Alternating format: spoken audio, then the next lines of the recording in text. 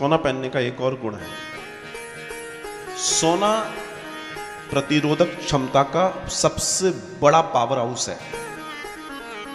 इसलिए हमारे यहां सबसे शुद्ध धातु किसको माना गया है? सोने को। मुकुट सोने का। सबसे तेज अगर भस्म की बात करेंगे तो उसमें स्वर्ण भस्म होती है। जो लोग स्वर्ण पहनते हैं उनको बाहरी वायरस बैक्टीरिया का प्रभाव सबसे कम होता है।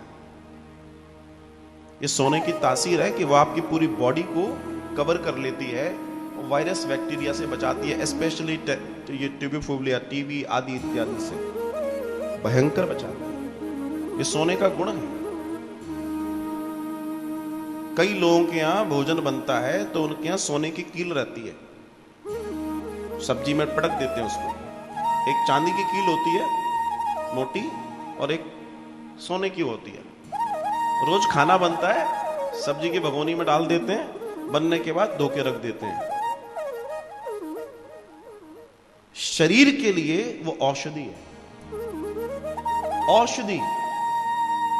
ये ध्यान रखिएगा, ये चीजें इतनी कीमती हैं जिनको समझना बहुत जरूरी है। और ये आनंद देने वाली है,